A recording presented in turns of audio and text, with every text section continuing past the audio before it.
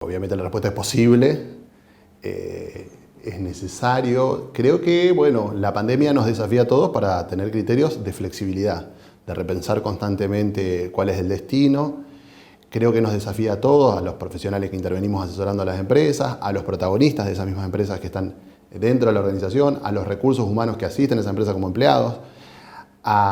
Creo que nos ha enseñado la pandemia que debemos tener criterios de flexibilidad, de saber adaptarnos a las circunstancias, de que podemos encontrarnos con un año difícil como el 2020 que acabamos de clausurar y que posiblemente el 2021 sea tan difícil como el 2020 y que más que nunca la plasticidad se impone para rediseñar los modelos de negocio, para rediseñar los recursos humanos que tenemos presentes. Y un desafío fue, de alguna manera, pasar de la presencialidad a la virtualidad en muchas áreas de trabajo, rediseñar las áreas de negocio para que sean rentables, porque directamente en sectores como la hotelería o la gastronomía quedaron con cero facturación durante varios meses y ver cómo readecuar esas organizaciones para que de alguna manera sean sustentables económicamente. Bueno, creo que nos deja el concepto de la plasticidad, de la flexibilidad como elemento. Segundo, yo creo que hemos aprendido que debemos prevenir, tratar de prevenir. Que el conflicto en sí mismo ya judicializado, al menos a nosotros, en cuanto a las agrupaciones de asistencia jurídica, es un conflicto que es muy difícil de manejar, que es caro, que es traumático y que de alguna manera la prevención, la asistencia en el asesoramiento para tener estructuras jurídicas sanas y previsibles es clave a la hora del desarrollo de negocios.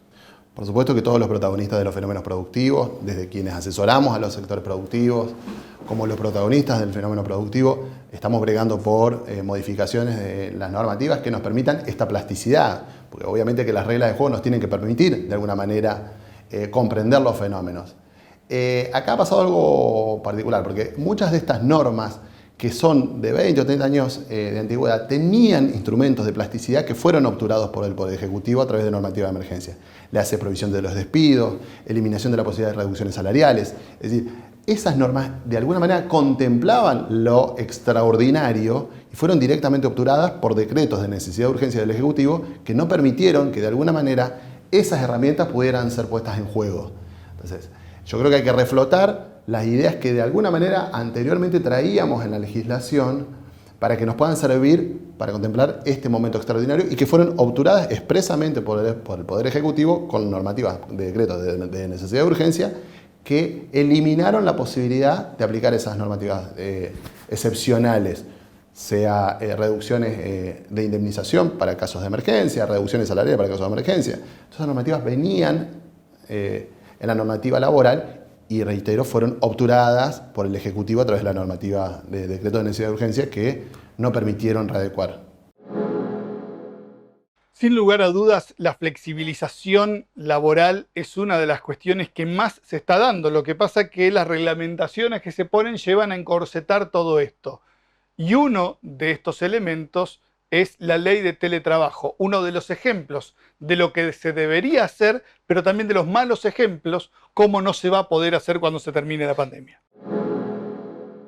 Hemos trabajado bastante con el régimen de teletrabajo, tratando de comprender el fenómeno, asistir a nuestros clientes con ese fenómeno y efectivamente, bueno, va a haber que tomar definiciones en relación al sector empresario para establecer si aquellos trabajadores que eventualmente durante la pandemia estuvieron haciendo teletrabajo van a volver a la presencialidad y aquellos trabajadores que se van a incorporar nuevamente si van a hacerlo de manera presencial o en el teletrabajo. Sin lugar a dudas va a ser un desafío. Creo que se ha trabajado en los últimos meses, más allá de las deficiencias de la normativa, se ha trabajado para que los clientes lo comprendan, los protagonistas lo comprendan. Y será un enorme desafío ver cómo abarcar este fenómeno que, bueno, que aparentemente vino para quedarse. Hago una salvedad que vino para quedarse no en el 100%, porque uno lo que observa es la gente que estaba en el teletrabajo busca de alguna manera alternar el régimen.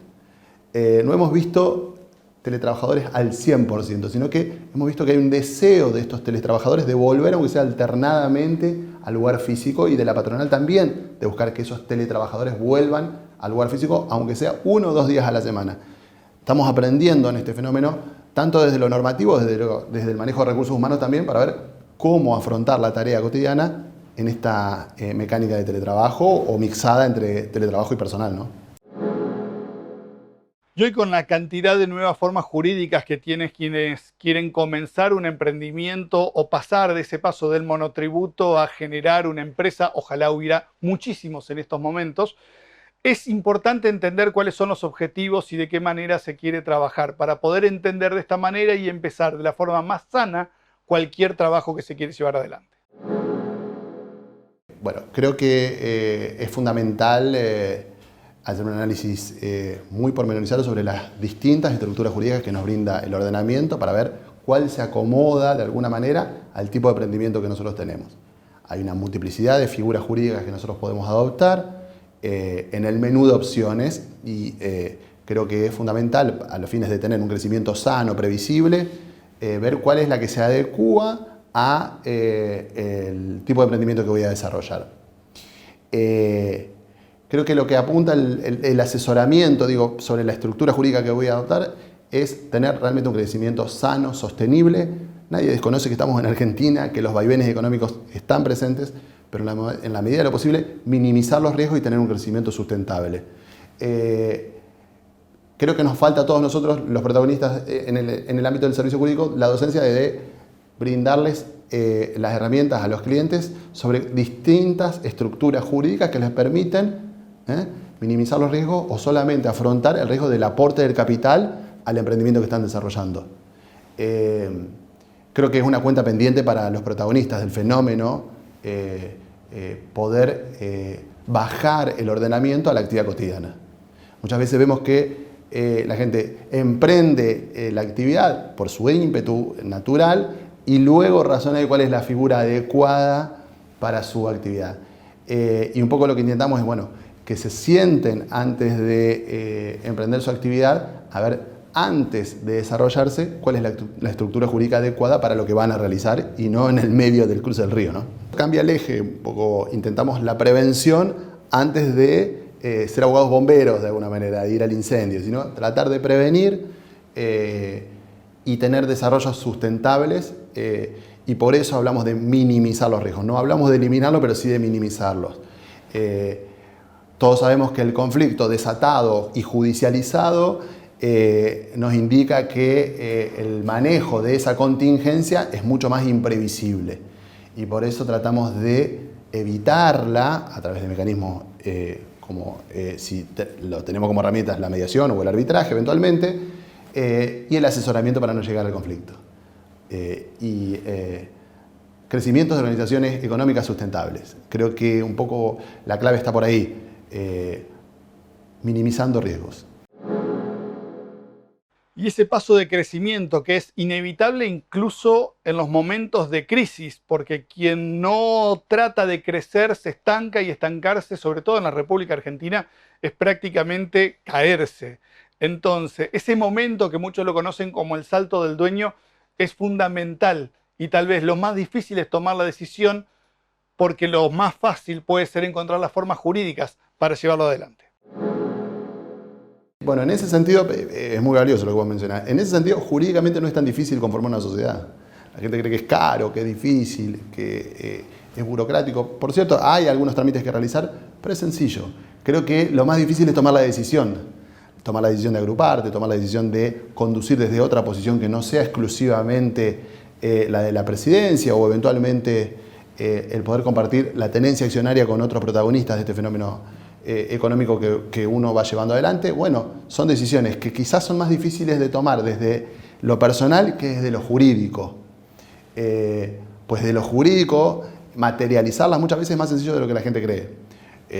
Tomo el ejemplo de lo que fue en su momento, más allá de las discusiones que se han generado, el régimen de emprendimiento que implementó las sociedades por acciones simplificadas. Que realmente vinieron a establecer la posibilidad de formación de sociedades en muy poco tiempo y con una gran plasticidad en su conformación y su modificación. Entonces, creo que las herramientas están. Entiendo que muchas veces es difícil tomarlas para luego implementarlas, pero las herramientas están y son más fáciles de implementar de lo que uno cree. Y en este proceso de buscar formas jurídicas para crear y acomodar las empresas a la nueva coyuntura, le preguntábamos a Pablo Hochman si ellos están viendo que se están creando nuevas empresas en este contexto, y también después le preguntamos si están viendo que se están fundiendo muchas empresas en este momento. Yo creo que deberíamos tener un ritmo mayor. Creo que a uno le gustaría ver más emprendedores, más creación de empresas, obviamente. Es un año difícil, creo que es un año difícil para poder visualizar la luz al final del túnel, ¿no? Particularmente nosotros estamos muy arraigados en Paraná, nuestra estructura de servicios. Creo que en Paraná es más difícil verlo y me parece que en el interior de la provincia de Entre Ríos es más fácil verlo. Creo que ahí los paranaenses tenemos que tener una visión un poco más amplia y ver que en la provincia de Entre Ríos, en otros sectores de la provincia de Entre Ríos, hay una dinámica económica mucho más creciente y mucho más sana que en la ciudad de Paraná. Y nosotros creo que pecamos de tener una visión un poco donde nos miramos el ombligo los paranaenses en ese sentido. Y me parece que en el interior hay una mayor preponderancia de la actividad económica emprendedora en todos los ámbitos, sea en el campo o en las ciudades, que en la ciudad de Paraná, donde de alguna manera, más allá de que la pandemia nos ha castigado particularmente, estamos poco acostumbrados a ver nuevos emprendimientos, ¿no? Cualquiera que pueda caminar por las calles de la ciudad puede observar como un termómetro la cantidad de locales vacíos, es decir, el nivel de empleo ha bajado, a pesar de las restricciones a los despidos, el nivel de empleo ha bajado. Es decir, no estoy dando un dato que no sea tangible para cualquiera, es decir, tenemos restricciones de despido y sin embargo el empleo sigue bajando.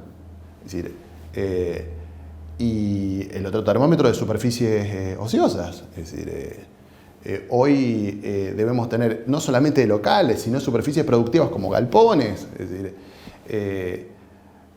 salta a la vista de que evidentemente ha habido una gran destrucción de empresas, una gran destrucción de empleo, y deberemos sentarnos todos juntos para ver cómo reconstruir la actividad privada después de la pandemia, ¿no?